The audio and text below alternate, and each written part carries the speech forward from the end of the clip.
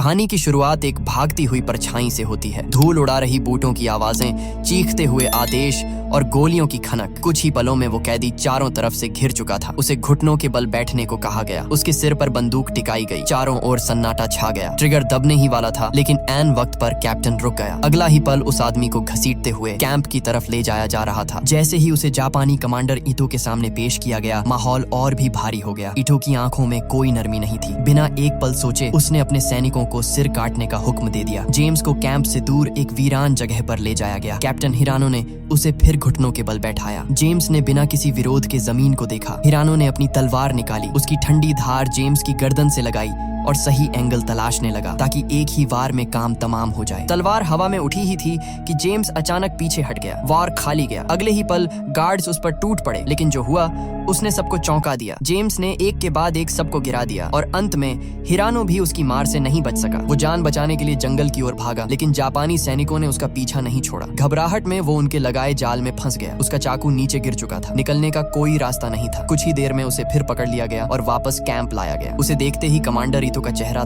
तमा उठा। उसने तीखे लहजे में पूछा कि ये अब तक जिंदा कैसे है। जब उसे बताया गया कि जेम्स ने भागने की कोशिश की थी और जाल में फंस गया, तब ईटो को असली सच पता चला। जेम्स ने उसके कई सैनिकों को और कैप्टन हिरानो को मार डाला था। ये सुनते ही ईटो का गुस्सा फूट पड़ा। वो खुद आगे आया। जेम्स की वर्दी से बैज नोचते हुए बोला कि हिरानो उसके भाई जैसा था और उसे मारकर जेम्स ने अपनी जिंदगी की सबसे बड़ी गलती कर दी है। उसने ठंडी मुस्कान के साथ कहा कि आज अपनी जीत का जश्न मना लो, क्योंकि कल तुम्हें ऐसी मौत मिलेगी जिसे तुम भूल नहीं पाओगे। जेम्स को ले जाया गया तो एक कैप्टन ने कहा कि चाहे तो वो अभी उसे मार सकता है, लेकिन ईटो समझ चुका था कि ये आदमी मौत से नहीं डरता। उसे कुछ ऐसा करना था जो बाकी कैदियों की रूह तक को हिला दे। अगले दिन एक खौफनाक फाइट रखी गई थी। मकसद सिर्फ मारना नहीं था, बल्कि उसे तड़पा तड़पा कर खत्म करना था, ताकि उसकी मौत सबके लिए चेतावनी बन जाए। जेम्स को उसकी सेल में डाल दिया गया। बाहर 24 घंटे गार्ड्स तैनात थे। इस कैंप में उसके जैसे और भी कई लोग कैद थे, जिनमें से बहुतों ने इन्हीं दीवारों के भीतर इनकी यातनाओं के बीच दम तोड़ दिया था। रात उतरते ही सेल के भीतर धीमी फुसफुसाहटें गूंजने लगती हैं। कोई अपने जख्मों की बात करता है, कोई घर की। उसी अंधेरे में एक कैदी जेम्स के पास आकर धीरे से कहता है कि यहाँ भले ही सब कैदी हों, लेकिन फिर भी अंदर अपना मिलिट्री सिस्टम चलता है। अपने नियम है, अपनी चुपचाप चलने वाली कमांड। जो उन्हें नहीं मानता वो ज्यादा दिन नहीं टिकता। उसने ये भी बताया कि उनकी असली कमांडर अलग सेल में रखी गई है और कल वो जेम्स से मिलना चाहेंगी। जेम्स ने थकी हुई मुस्कान के साथ कहा कि पता नहीं वो कल तक जिंदा भी रहेगा या नहीं। जापानियों ने उसे खुलेआम मौत की धमकी दे रखी थी। जब बाकी कैदियों को पता चला कि जेम्स ने एक कैप्टन और 3 सैनिकों को मार गिराया है, तो पूरे सेल में खामोशी छा गई। कुछ लोगों ने सिर झुका लिए, कुछ ने चुपचाप दुआ मांगनी शुरू कर दी। उसी रात जेम्स के दिमाग में भागने का ख्याल भी आया, लेकिन एक बूढ़े कैदी ने उसे रोक दिया। उसने कहा कि यहाँ से निकल जाना मुश्किल नहीं है, मुश्किल ये है कि निकल कर जाओगे कहाँ। ये कैंप सिर्फ मजबूत लोगों को जिंदा रखता है। जो कमजोर पड़ते हैं उन्हें 100 किलोमीटर दूर दूसरे कैंप की तरफ पैदल भेज दिया जाता है। रास्ते में कई लोग दम तोड़ देते हैं। ये सुनकर जेम्स के दिल में पहली बार ऐसा ख्याल आया कि काश उसे उसी दिन मार दिया गया होता। अगली सुबह सबको बाहर लाइन में खड़ा किया गया। ईटो के इशारे पर एक सोल्जर तलवार लेकर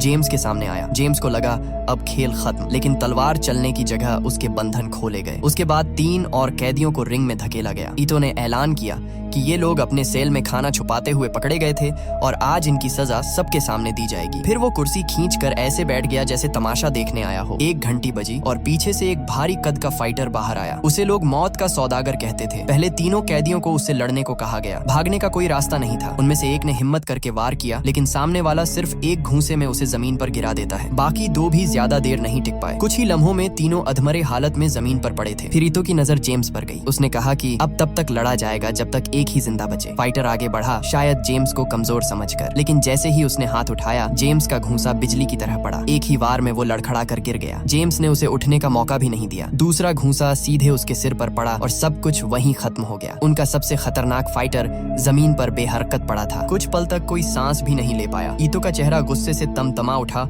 और वो बिना कुछ कहे अंदर चला गया। उसके कैप्टन ने फौरन जेम्स को वहीं खत्म करने की बात की, लेकिन ईटो ने कहा कि ये आम बागी नहीं है और इसकी सजा अलग होगी। आज नहीं तो कल ये जरूर मरेगा। अगली रात एक कैदी गैब्रियल उसके पास आया और मजाक में बोला कि कल तुमने हाथों में पत्थर भर रखे थे क्या। फिर जेम्स की मुलाकात कॉलिन से हुई, जो अंदर के कैदियों का कप्तान था। एक धमाके में उसका पैर बुरी तरह जख्मी हो गया था और वो लंगड़ा कर चलता था। उसने हैरानी से पूछा कि उसने इतनी खतरनाक फाइटिंग कहाँ से सीखी, क्योंकि महीनों में कोई भी उस रिंग से जिंदा नहीं निकला था। जेम्स ने बस इतना कहा कि उसने अलग अलग जगहों पर ट्रेनिंग ली है, होंग कोंग, थाईलैंड, यहाँ तक कि जापान में भी। ज्यादा कुछ कहने से पहले ही एक जापानी कैप्टन आया और उसे खींचते हुए हेटो के पास ले गया। वहाँ उससे वही सवाल दोहराया गया। जेम्स ने इस बार भी सीधे जवाब नहीं दिया। हेटो की नजर उसकी वर्दी पर लगे बैज पर पड़ी। जेम्स ने अपने पिता का बैज वापस मांगा। जवाब में हेटो ने वो बैज रख लिया और बदतमीजी की सजा के तौर पर उसके चेहरे पर तलवार से एक कट लगा दिया। फिर ठंडे लहजे में कहा कि आज की रात आराम से सो लो, कल तुम्हारी मौत तय है। अगली सुबह जेम्स को फिर रिंग की तरफ ले जाया गया। जैसे ही वो बाहर निकला,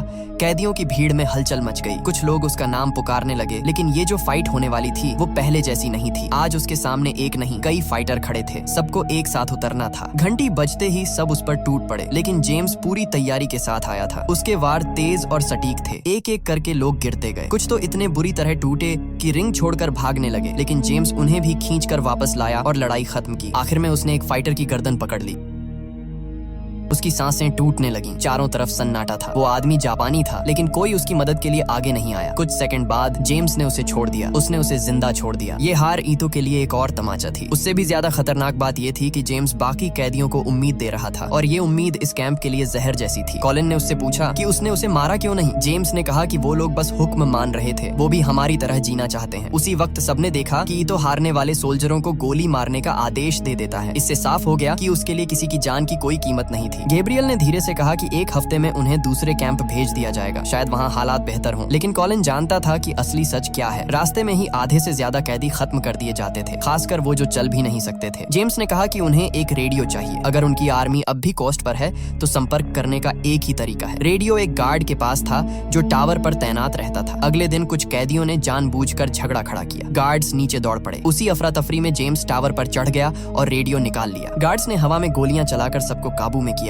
लेकिन तब तक जेम्स अपना काम कर चुका था। एक नर्स की नजर उस पर पड़ गई। जेम्स ने उसे चुप रहने का इशारा किया, लेकिन तभी एक गार्ड आ गया और नर्स से बदतमीजी करने लगा। जब उसने विरोध किया तो उसने उसे थप्पड़ मारकर नीचे गिरा दिया। वो चला गया और जेम्स को उसने देखा तक नहीं। जेम्स वहाँ खड़ा सब देखता रहा, लेकिन कुछ कर नहीं सका। वो रेडियो को छुपाकर बड़ी सावधानी से सेल में ले आया। एक कैदी ने डरते हुए कहा कि इस रेडियो से सिर्फ सुना जा सकता है, सिग्नल भेजा नहीं जा सकता। अगर उन्हें पता चल गया कि रेडियो गायब है तो वो सबको तब तक टॉर्चर करेंगे जब तक वो मिल नहीं जाता। जेम्स ने उन्हें भरोसा दिलाया कि इनके पास कई रेडियो हैं, एक गायब हुआ तो किसी को खबर नहीं होगी। अगले दिन ईतो ने सब कैदियों को लाइन में खड़ा किया। उसने कहा कि कुछ लोग ऐसे इलाकों में जाते देखे गए हैं जहां जाना मना है। उसने कॉलिन की तरफ उंगली उठाई, लेकिन कॉलिन ने साफ कहा कि वो गलत आदमी पर शक कर रहा है। तभी एक और कैदी पकड़ लिया गया। उसे रिंग में घसीटा गया। उससे बाकी लोगों के नाम पूछे गए। ईतो ने वादा किया कि नाम बताने पर उसकी जान बख्श दी जाएगी। उसने नाम बता दिए, लेकिन ईतो ने अपना वादा नहीं निभाया। दोनों को वहीं मरवा दिया गया। रात को एक कैदी जेम्स के पास आया। उसने धीमी आवाज में पूछा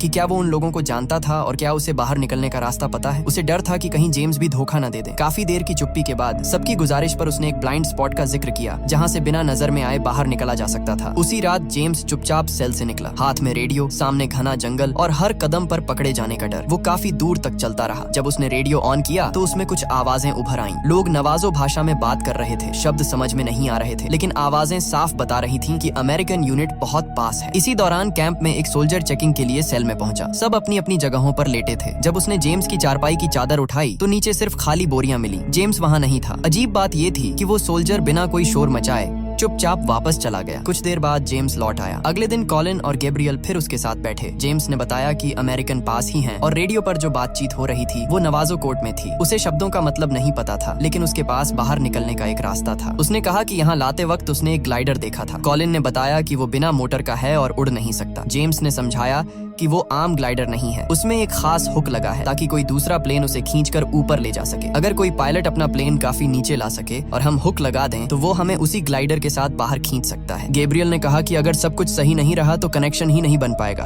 और ये बहुत बड़ा रिस्क है। वो लोग इसी पर बात कर रहे थे कि तभी एक गार्ड आ गया और जेम्स को साथ चलने को कहा। इस बार जब जेम्स को ईतो के सामने लाया गया तो माहौल बदला हुआ था। उसे बैठने के लिए कुर्सी दी गई। ईतो ने पूछा कि वो नवाजो के बारे में क्या जानता है। जेम्स ने कहा कि उसे कुछ नहीं पता। ईतो ने समझाया कि ये एक इंडियन भाषा है और उसके अमेरिकन दोस्त जरूर जानते होंगे कि इसका मतलब क्या है। उसने चाहा कि जेम्स पता करे कि कौन उसे इसे डिकोड करने में मदद कर सकता है। जेम्स ने सीधा कहा कि अगर किसी को पता भी होगा तो कोई जापानियों की मदद क्यों करेगा। ईतो ने ठंडे लहजे में कहा कि इंसान अपनी जान बचाने के लिए कुछ भी कर सकता है और अगर किसी ने मुंह नहीं खोला तो कोई भी अपनी फैमिली को दोबारा नहीं देख पाएगा। जो यहाँ बचेंगे उन्हें मार्च में खत्म कर दिया जाएगा और जो मार्च से बचेंगे उनके लिए दूसरा कैंप तैयार है। धमकियों का जेम्स पर कोई असर नहीं पड़ा। गार्ड्स उसे वापस ले गए। बाहर निकलते हुए ईतो ने कहा कि वो चाहे तो उसे अभी मरवा सकता है, लेकिन फिलहाल उसकी सबसे बड़ी परेशानी कुछ और है। तभी उसने चिल्लाकर कहा कि अमेरिकन और ब्रिटिश फोर्स आसपास ही हैं और किसी भी वक्त हमला हो सकता है। अगले दिन जेम्स को बुरी तरह पीटा गया, लाठियों से, मुक्कों से,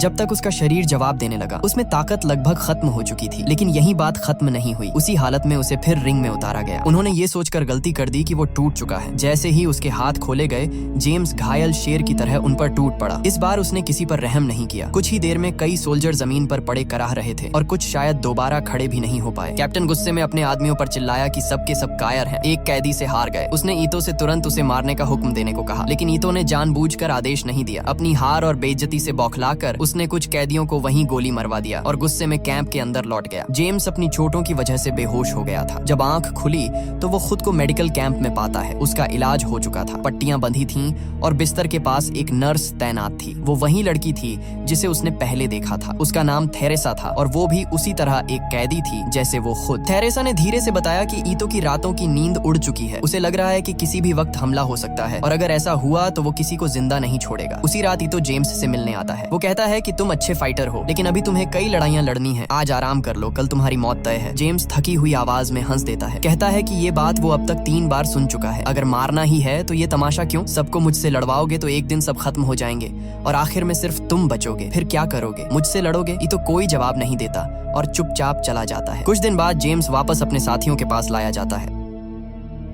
उसे जिंदा देखकर सबकी आंखों में पहली बार राहत दिखती है। एक कैदी बताता है कि जब वो मेडिकल कैंप में था तब ऊपर से अमेरिकन प्लेन्स गुजरते देखे गए थे। अब ये साफ हो गया था कि अमेरिकन फोर्स बहुत पास है, बस रेडियो के जरिए संपर्क करना बाकी था। उन्हें पता था कि सिग्नल भेजना मतलब खुद को मौत के सामने खड़ा करना, लेकिन अब और कोई रास्ता नहीं था। रात में जेम्स और गैब्रियल फिर से बाहर निकलते हैं। कुछ ही दूर पहुंचे थे कि एक गार्ड की नजर उन पर पड़ गई। जेम्स समझ गया कि आज आगे बढ़ना बेवकूफी होगी। वो किसी और की जान लेकर हालात और खराब नहीं करना चाहता था। दोनों चुपचाप वापस लौट आए। थोड़ी देर बाद गार्ड्स उनकी सेल में पहुंचे, लेकिन सबको वहीं पाया। अगले दिन ईतो ने सारे कैदियों को फिर जमा किया। उसने ऐलान किया कि पिछली रात कुछ लोगों ने बैरक तोड़कर गार्ड्स पर हमला किया था और वो जानता है कि ये किसी एक का काम नहीं है। उसने कहा कि जो भी इसमें शामिल था खुद आगे आ जाए। जेम्स ने देखा कि कॉलिन को बुरी तरह टॉर्चर किया गया था। वो आगे बढ़ा और कहा कि उन्होंने गलत आदमी को पकड़ा है। गार्ड्स पर हमला उसी ने किया था। ईतो ने ठंडी मुस्कान के साथ कहा कि उसे अच्छा लगा कि जेम्स ने खुद सच कबूल किया, लेकिन वो अकेला नहीं था। फिर उसने एक कैदी को घसीटकर उसके सामने खड़ा कर दिया और जेम्स को उसकी जान लेने का हुक्म दिया। शर्त ये थी कि अगर वो उसे मार देगा तो उसके दोस्त को छोड़ दिया जाएगा। जेम्स ने निहत्थे और कमजोर आदमी को मारने से मना कर दिया। उसी पल उस कैदी को उसकी आंखों के सामने गोली मार दी गई। अब बारी कॉलिन की थी। जैसे ही एक सोल्जर आगे बढ़ा, कॉलिन घायल शरीर के बावजूद उन पर टूट पड़ा। उसकी चीखों से पूरा कैंप गूंज उठा। आखिर गार्ड्स ने उसे काबू में किया और वापस सेल में फेंक दिया। उसी रात जेम्स ईटो के पास पहुंचा और कॉलिन को छोड़ने की मांग की। ईटो ने कहा कि जिसने नियम तोड़े हैं उसकी सजा सिर्फ मौत है। जेम्स ने उसे ललकारते हुए कहा कि अगर हिम्मत है तो खुद लड़। ईटो ने ठंडे लहजे में जवाब नहीं दिया। वो जानता था कि वो लड़ाई नहीं चुननी चाहिए जिसमें हार तय हो। जेम्स ने उसके चेहरे पर थूकते हुए उसे कायर कहा। अगले ही पल गार्ड्स उसे घसीटते हुए कैंप से बाहर ले गए। जेम्स ने तय कर लिया था कि अब और इंतजार नहीं किया जा सकता। जो भी करना है आज ही करना होगा। उसी रात वो और गैब्रियल फिर से कैंप से बाहर निकले। प्लान साफ था। सिग्नल में जानबूझकर कुछ नवाजो शब्द डालने थे ताकि जापानी उसे डिकोड करने में उलझे रहे। जब तक उन्हें समझ आए कि इसका कोई मतलब ही नहीं था, तब तक बहुत देर हो चुकी होगी। उन्होंने रेडियो निकाला और सिग्नल भेजना शुरू किया। किस्मत साथ थी। उनकी फ्रीक्वेंसी सीधे अमेरिकन चैनल से मिल गई। आवाजें साफ आने लगीं। गैब्रियल ने धीरे लेकिन साफ शब्दों में बोलना शुरू किया।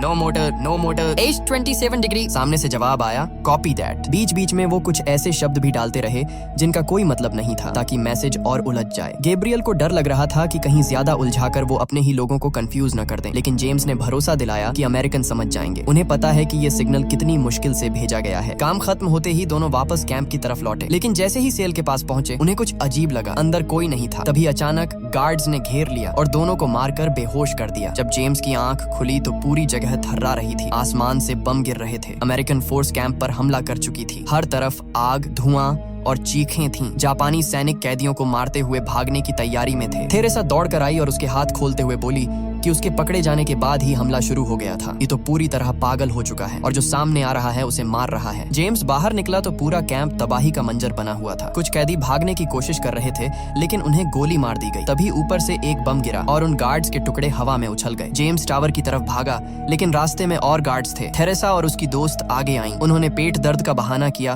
और एक गार्ड को अपनी तरफ बुलाया। जैसे ही वो पास आया दोनों ने उसे चाकू से गोद कर गिरा दिया। उधर जेम्स टावर तक पहुंच गया। उसने देखा कि कुछ गार्ड कैदियों को लाइन में खड़ा करके एक एक को गोली मार रहे थे। अगला नंबर उसके दोस्तों का था। जेम्स ने बिना सोचे समझे फायरिंग शुरू कर दी। कैदी भी टूट पड़े। पूरे कैंप में अफरा तफरी मच गई। दूसरी तरफ कॉलिन एक जापानी कैप्टन से भिड़ा हुआ था। दोनों की लड़ाई बराबरी की थी। कॉलिन उसे खत्म करने ही वाला था कि पीछे से चली एक गोली ने सब खत्म कर दिया। कॉलिन वहीं गिर पड़ा। धुएं और आग के बीच जेम्स सीधे ईंटों के केबिन में घुसता है। अंदर का मंजर अजीब तरह से शांत था। ईंटो आराम से बैठा उसका इंतजार कर रहा था, जैसे उसे पहले से पता हो कि वो आने वाला है। जेम्स ने कहा कि अब उसके पास भागने का कोई रास्ता नहीं बचा। ईतो हल्की मुस्कान के साथ बोला, भाग कौन रहा है? अगले ही पल उसने अपनी तलवार जेम्स की तरफ उछाल दी, जैसे उसे खुली चुनौती दे रहा हो। दोनों आमने सामने आ गए। कुछ ही सेकंड में साफ हो गया कि ताकत और हिम्मत के मामले में ईतो टिक नहीं पाएगा। उसकी तलवार हाथ से छूट गई। उसने जल्दी से बंदूक निकाली लेकिन जेम्स ने उसे पकड़कर बाहर फेंक दिया। जेम्स ने उसे जमीन पर गिराकर जमकर मारा। वो उसकी जान लेने ही वाला था कि गैब्रियल बीच में आ गया। उसने चिल्लाकर कहा कि अब निकलने का वक्त है, प्लेन बस पहुंचने ही वाला है। जेम्स पलटा और बाहर की तरफ दौड़ा। तभी एक जापानी कैप्टन ने उन्हें भागते देख लिया। वो गोली चलाने ही वाला था कि ईतो ने हाथ उठाकर उसे रोक दिया। उसकी आंखों में हार और शर्म दोनों साफ दिख रहे थे। वो जानता था कि आज चाहे जेम्स मर भी जाता तब भी ये सच नहीं बदलता कि वो एक कायर है। उसने बिना एक शब्द कहे उन्हें जाने दिया। कुछ ही देर में बचे हुए लोग ग्लाइडर तक पहुंच गए। उन्होंने उसे रस्सियों से कसकर बांधा और मजबूत हुक तैयार किया। फिर सब उसमें बैठ गए। ऊपर आसमान में एक अमेरिकन फाइटर प्लेन चक्कर लगा रहा था। वो धीरे धीरे नीचे आया और अपना हुक गिराया। ये उनका पहला और आखिरी मौका था। एक छोटी सी चूक सब कुछ खत्म कर सकती थी, लेकिन किस्मत इस बार उनके साथ थी। हुक ठीक उसी जगह फंसा जहां होना चाहिए था। अगले ही पल ग्लाइडर हवा में उठने लगा। सबकी सांसें अटक गईं, फिर राहत में बदल गईं। वो कैंप से बाहर निकल चुके थे। नीचे जलता हुआ कैंप छोटा होता जा रहा था। जेम्स ने आखिरी बार पीछे देखा और दिल ही दिल में वादा किया कि वो वापस आएगा। जो लोग वहां छूट गए हैं उन्हें भी एक दिन वो आजादी तक जरूर पहुंचाएगा। 8 साल बीत चुके थे। जंग खत्म हो चुकी थी और जेम्स एक बार फिर जापान लौटा। इस बार वो किसी मिशन पर नहीं आया था। वो अपने अधूरे हिसाब को पूरा करने आया था। ईतो वहां नहीं था। उसकी जगह उसका बेटा सूके सामने आया। जैसे ही उसे पता चला कि जेम्स वही इंसान है जिसकी वजह से उसके पिता ने अपनी पूरी जिंदगी शर्म और हार के बोझ में गुजारी थी, उसका चेहरा सख्त हो गया। उसने अपने स्टूडेंट्स को इशारा किया। उन्हें लगा था कि आज वो जेम्स को सबक सिखाएंगे। जेम्स लड़ने नहीं आया था, लेकिन हालात ने उसे मजबूर कर दिया। अकेले उसने सबको जमीन पर गिरा दिया। कुछ ही पलों में पूरा हॉल खामोश हो गया। सूके अपनी आंखों पर यकीन नहीं कर पा रहा था। आखिर सबने हथियार डाल दिए। तभी सूके ने पूछा कि वो यहाँ क्यों आया है। यहीं जेम्स को पता चला कि ये तो 1 साल पहले ही मर चुका है। मरने से पहले उसने अपने बेटे को जेम्स और उस कैंप की पूरी कहानी बता दी थी। ये सुनते ही जेम्स बिना कुछ कहे लौटने लगा, लेकिन सूके ने उसे रोक लिया। उसने एक आखिरी लड़ाई की गुजारिश की। वो खुद देखना चाहता था कि उसके पिता की बातों में कितनी सच्चाई थी। जेम्स मान गया। सूके ने अपने सबसे तेज और खतरनाक मूव से हमला किया, लेकिन जेम्स पहले से तैयार था। कुछ ही सेकंड में उसने उसे जमीन पर ला दिया। वो चाहता तो एक ही वार में सब खत्म कर सकता था, लेकिन उसने ऐसा नहीं किया। उसने हाथ बढ़ाकर सूके को उठाया और यहीं लड़ाई खत्म कर दी। सूके ने धीमी आवाज में कहा कि उसके पिता ने कहा था एक दिन वो फाइटर यहाँ जरूर लौटेगा, क्योंकि उसकी एक कीमती चीज अब भी उसके पास है। वो अंदर गया और एक छोटा सा बॉक्स लेकर लौटा। उसमें जेम्स का बैज था, वही बैज जिसे ईतो ने कभी छीन लिया था। सूके ने उसे जेम्स के हाथ में रखते हुए कहा कि उसके पिता ने इसे सालों तक संभाल कर रखा, इस उम्मीद में कि एक दिन वो इसे लेने जरूर आएगा। दोनों ने एक दूसरे को झुककर सलाम किया। जेम्स ने बैज को मुट्ठी में बंद किया